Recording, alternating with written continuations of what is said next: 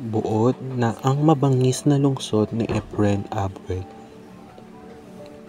Ulila na at nabubuhay ng mag-isa ang batang si Adong. Upang makaraos sa araw-araw, ay pinili ng pobreng bata na mamalimos na lamang sa harap ng simbahan ng Quiapo. Araw hanggang gabi ang pangingin tulong ng bata sa mga naglalabas-pasok na deboto ng sikat na simbahan. Ngunit sa kanyang murang isip ay alam na ni Adong ang mabangis na kanyang paligid dahil sa binatang si Bruno na laging kinukuha ng sapilitan ang kanyang mga nalilimos.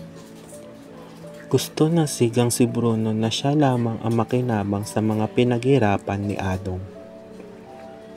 Kinukuha ni Bruno ang perang naipon ni Adong at wala siyang nagagawa.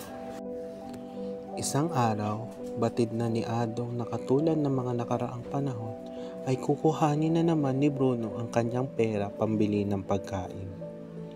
Ngunit naisipan niya noong gabi na iyon na magtago kay Bruno. Ngunit ang panahon ni Adong para tumakas sa mapang-aping si Bruno ay kakaunti na lamang. Sa di kalayuan ay natatanaw na ni Aling Ebeng katabi ni Adong sa pwesto sa tapat ng simbahan ang bruskong si Bruno. Nagtago pa rin itong pilit, ngunit nahabol at natagpuan ni Bruno. Dahil sa inis ni Bruno sa pagtakbo at pagtatagong ginawa ni Adong, pagkatapos makuha ang pera ay binugbog nila si Adong hanggang sa manghina.